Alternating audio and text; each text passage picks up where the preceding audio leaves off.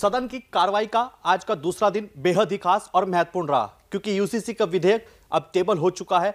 मेरे साथ बातचीत करने के लिए इस समय संसदीय कार्य मंत्री प्रेमचंद अग्रवाल जी मौजूद हैं। सीधा चलते हैं, बात करते हैं। मंत्री जी, आज का दिन बेहद ही खास और महत्वपूर्ण रहा। यूसीसी विधेयक जो है टेबल हो चुका, यानी कि प्रधानमंत्री नरेंद्र मोदी ने जो बात कही थी कि 21वीं सदी का तीसरा दशक उत्तराखंड का होगा और धामी सरकार के नेतृत्व में आज उत्तराखंड ने एक और महत्वपूर्ण कदम बढ़ा लिया है। किस तरीके की पूरी चर्चा आज की रही?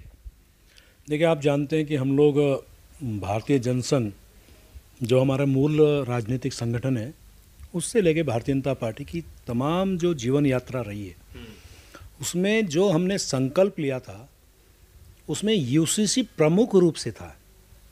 और जब जब अन्य पार्टियां सत्ता में रही, आप ये देखिए कि जबकि संविधान निर्माता डॉक्टर भीमराव अंबेडकर जी भी ये मानते थे, उनका कहना था कि यूसीसी लागू होना चाहिए।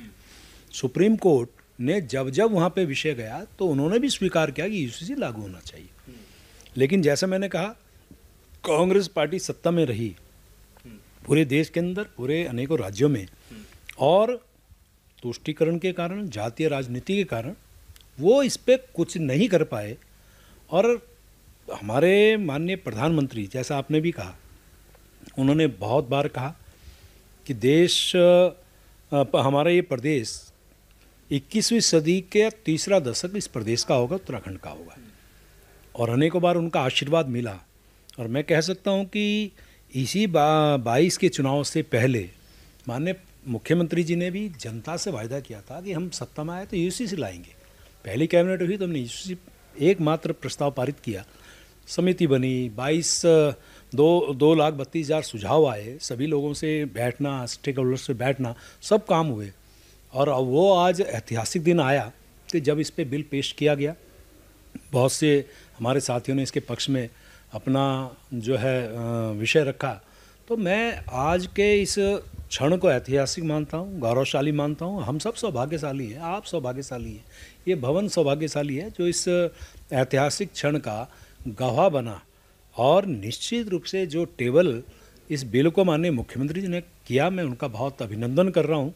और जिस प्रकार का आज पूरे प्रदेश के अंदर वातावरण है, बल्कि देश के अंदर वातावरण है, मैं सबको बहुत शुभकामनाएं और बधाई देना चाहता हूँ। अच्छा, सदन के अंदर जब आप बोल रहे थे, मैं आपको सुन रहा था, आपने उस दौरान 3 तलाक की भी बात की, धारा 370 हटाने की भी बात की, राम मंदिर की भी बात की, और उस पर यह बात भी कही, इन तमाम चीज़ों पे विपक्ष यानी कि कांग्रेस जो है तुष्टीकरण करने का काम उन्होंने किया। अब क्या लग रहा है आपको कि ये इस यूसीसी पर भी यही काम हो रहा है? देखिए, सरकारें, मैंने कहा कि अधिकांश समय कांग्रेस की रही है, और उन्होंने कभी नहीं चाहा कि धारा 370 हटे, 35 से हटे, क्योंकि उन्होंने ही बनाया था, उन्होंने ही लगाया था। लोग मरते चले गए, लेकिन कभी नहीं चाहा कि धारा 370 35 से हटे। यहाँ तक कि उन्होंने तो ये कहा कि खून की नदियाँ बह जाएंगी। लेकिन साहसिक निर्णय हमारे यशस्वी प्रधानमंत्री जी ने लिया और एक कतरा खून का तक नहीं बहा। आज वो विकास की जो है गाथा गढ़ रहा है जम्मू कश्मीर। और उसी प्रकार से 3 तलाक, जबकि मुस्लिम कंट्रीज़ में अधिकांश जगह 3 तलाक का प्रावधान नहीं है, लेकिन तुष्टीकरण के आधार, इन्हीं जातीय आधार पर जो कांग्रेस अभी तक करती आई, वो 3 तलाक नहीं हटा पाई। फिर हमारे करिश्माई नेता, देश के यशस्वी प्रधानमंत्री आदरणीय मोदी जी के साहसिक कदम से 3 तलाक हटा। और राम मंदिर के बारे में आप सब जानकारी रखते हैं कि जब भगवान श्री राम की बात आती थी तो ये कहते काल्पनिक है। यही कांग्रेस, इनकी श्रीमती सोनिया गांधी ने कहा कि ये तो काल्पनिक है। राम मंदिर निर्माण की बारी आई तो उन्होंने बड़ी पहुंच खड़ी की वहाँ पे, ताकि उसमें किसी भी प्रकार का राम मंदिर निर्माण नहीं हो पाए। लेकिन माननीय प्रधानमंत्री आदरणीय मोदी साहब के दृढ़ इच्छा शक्ति के कारण इसी 22 जनवरी 2024 को ऐतिहासिक पन्नों में लिखा जाएगा वो दिन भी कि जब भगवान श्री राम की प्राण प्रतिष्ठा हुई। और ये दिन भी ऐतिहासिक पन्नों में दर्ज होगा, स्वर्णिम अक्षरों में दर्ज होगा कि जब यूसीसी, जिसके लिए हम लोग, मैंने कहा ना कि जनसंघ से लेकर आज तक हमारे प्राथमिकताओं में रहा, आज इसको भी बिल पेश किया। और ये लोग हमेशा जो विरोध करते रहे, कल कार्यमंत्रणा समिति में इन्होंने विरोध किया, सुबह विरोध किया, प्रवर समिति सौंपने की बात कही, यानी कि लटकाना भटकाने के जो इनकी पॉलिसी रही है, जो एक तुष्टीकरण की राजनीति करने की जो इनकी पॉलिसी रही है, जातीय राजनीति करने की पॉलिसी रही है, वो नहीं चाहते हैं।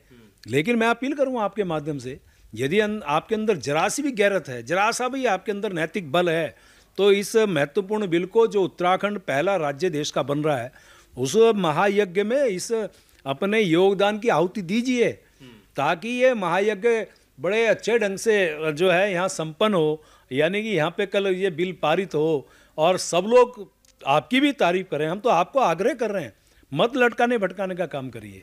और मैं फिर से अपनी उस कमेटी का धन्यवाद कर रहा हूँ, माननीय मुख्यमंत्री जी का अभिनंदन कर रहा हूँ। आज देश का और प्रदेश का जो वातावरण है, सभी को मैं बहुत बधाई और शुभकामनाएं दे रहा हूँ। मंत्री जी, एक आखिरी सवाल है। आज हिंदी खबर ने विपक्ष के जितने भी नेताओं से बात की, सबने ये बात कही कि हम यूसीसी का विरोध नहीं करते, लेकिन सरकार हमें जो विधेयक है समय रहते दे ताकि हम उस पर अध्ययन कर सके। तो क्या माने कि सरकार की ओर से उनको समय रहते वो विधेयक नहीं दिया गया, अध्ययन नहीं कर पाए? देखिए, आप जानते हैं कि जब तक कभी भी किसी भी विधेयक को लाया जाता है, जब टेबल होता है तभी दिया जाता है। आज भी पर्याप्त समय दिया गया, और हमारे विपक्ष को नहीं, पक्ष के साथियों को भी आज ही हमने दिया है, और कल भी उनके पास समय है। यदि वो इसके पक्ष में अपना विषय रखना चाह रहे हैं, जैसे आपने उनके बारे में कहा, तो मैं तो अपील कर रहा हूँ ना, कल का पूरा दिन है ना, आप दीजिए ना इसके पक्ष में अपना विषय, अपना रखिए ना मत इसके पक्ष में। मैं तो आपका भी बहुत धन्यवाद करूँगा, अभिनंदन करूँगा।